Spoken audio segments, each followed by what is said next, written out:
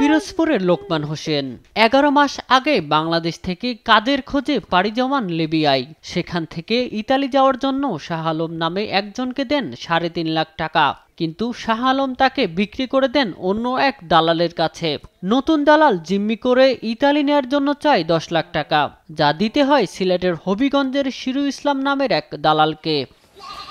কিন্তু ইতালি না পাঠিয়ে উল্টো ত্রিপোলির জহুরাঘাট ওসামা ক্যাম্পের একটি রুমে বন্দি করে মুক্তিপণের জন্য প্রতিদিন নির্যাতন করতে থাকে দালাল চক্র। বাধ্য হয়ে তার পরিবার ভিটেমাটি সব বিক্রি করে মাদারীপুরের দাদন জমাদ্দারকে দেন 12 লাখ টাকা।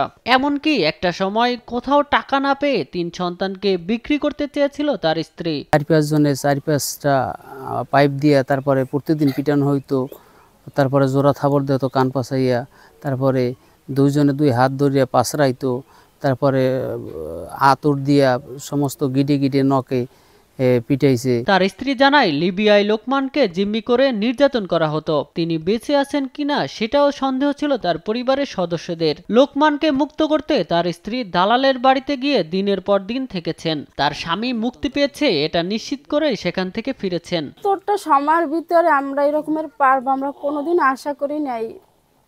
আমি আল্লাহর কাছে লাখ কোটি শুকরিয়া আদায় করতেছি যা পাইলাম।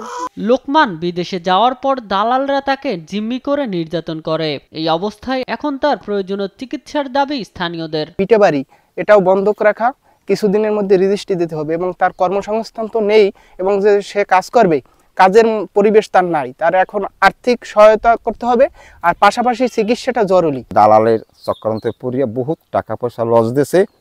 সে ইদানিং 1 সপ্তাহ বাড়িতে আসছে, বহুত পয়সাপত্রের খেসারতে পড়ছে, অসুস্থ আছে।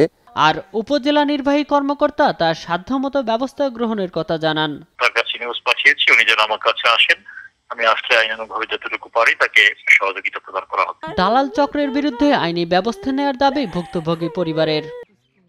নিউজ ডেস্ক, দেশ টিভি।